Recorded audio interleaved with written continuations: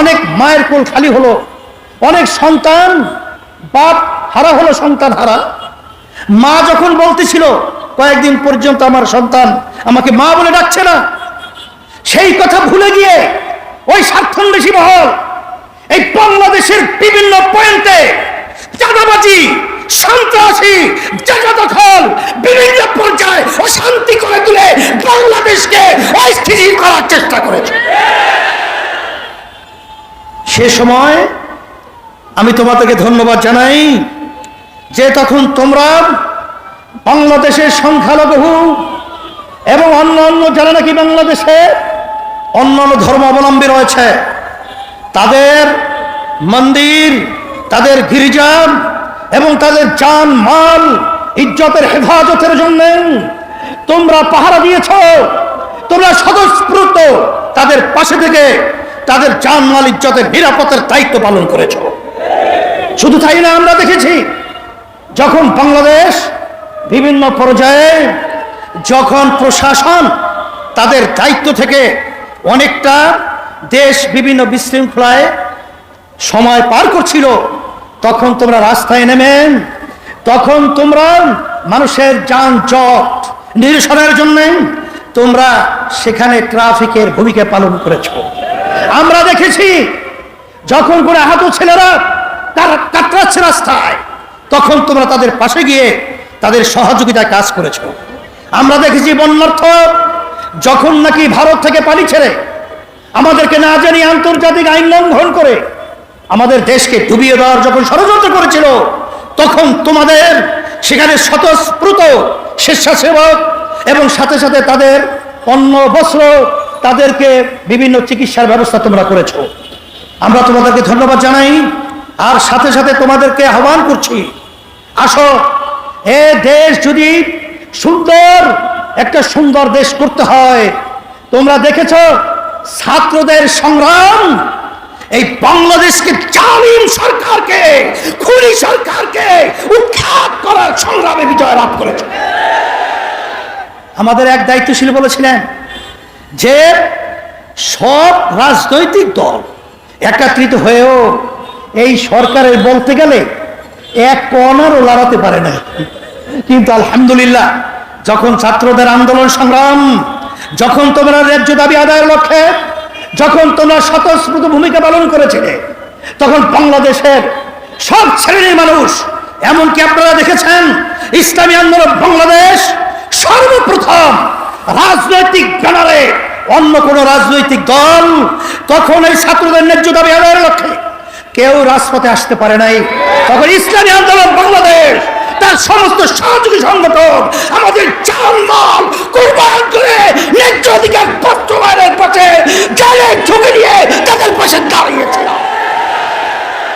কিন্তু আজকে দুঃখ সহকারে বলতে হয়, যারা অন্তর্বর্তীকালীন সরকার আপনারা দায়িত্ব পালন করেছেন, রাজনীতি করতে করতে চুল পেকে গেছে, দাড়ি পেকে গেছে, দাঁত পড়ে গেছে, কিন্তু ওই চেয়ারে বসার সুযোগ হয় নাই। কিন্তু আজকে আল্লাহ আপনাদেরকে ওই চেয়ারে বসিয়েছেন। এ ত্যাগ শুধু আপনাদের নয়, এই ত্যাগ বাংলাদেশের প্রতিটা বাংলাদেশের জনগণের ত্যাগ রয়েছে। আজকে আপনারা বাংলাদেশে আজকে ইসলামকে, মুসলমানদেরকে এবং তাদের নীতি আদর্শকে অবজ্ঞা করবেন, তাদেরকে গুরুত্ব দিবেন না, এটা হতে পারে না, হতে দেওয়া যাবে না। স্মরণ করাই দিচ্ছি, এদেশে শতকরা 92 জনের মুসলমান বসবাস করে, এবং এই দেশের জন্য যদি কেউ কিছু করে থাকে, ইসলামী আন্দোলন বাংলাদেশ সেই যখন ভারত সরকার দেওয়া ষড়যন্ত্র করেছিল, আমরা লং মার্চ করে ঢাকা থেকে লক্ষের মতো লোক নিয়ে আমরা সেই সিলেট চকিগঞ্জ পর্যন্ত পৌঁছেছিলাম। তখন আমরা অনেক দেশের দরদি দেখেছি, কিন্তু রাজপথে পাই নাই।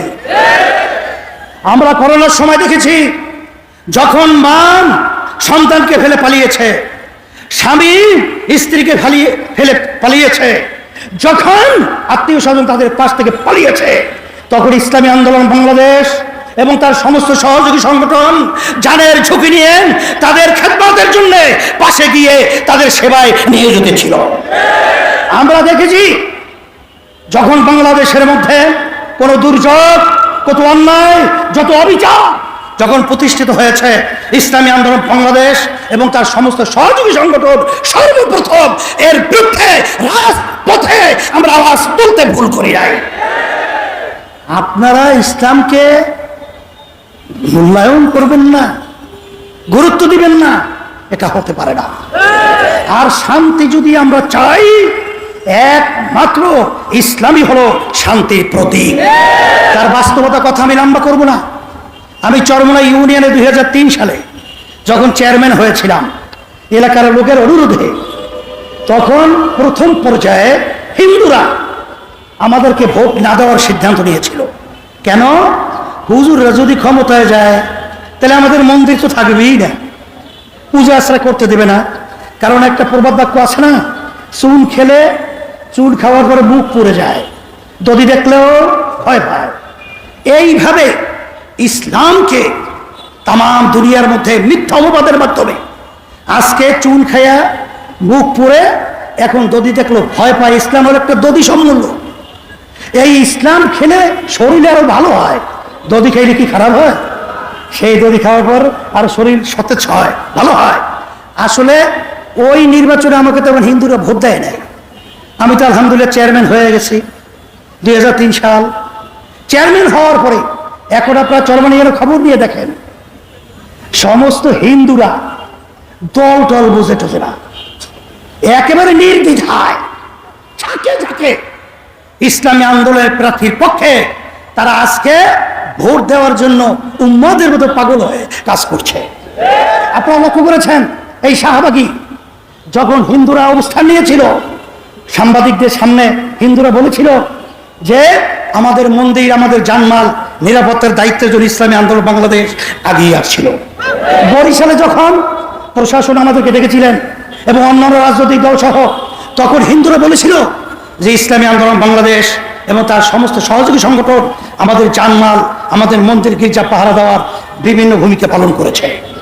এই জন্য আমি সকলকে তার আহ্বান জানাবো, যদি দুনিয়াতে শান্তি চান, আখেরাতে মুক্তি চান, একমাত্র তার নীতি আদর্শ গ্যারান্টি শান্তি ইসলাম।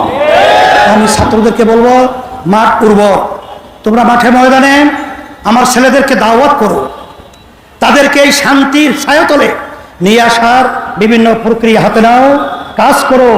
হরকতে বরকত আন্দোলনের নড়াচড়া আল্লাহ রাব্বুল আলামিন আমাদের সকলকে এই সম্মেলন এবং এই সম্মেলনের মাধ্যমে শান্তির ব্যবস্থা দুনিয়াতে, আখিরাতে মুক্তির ব্যবস্থা করে দেয়।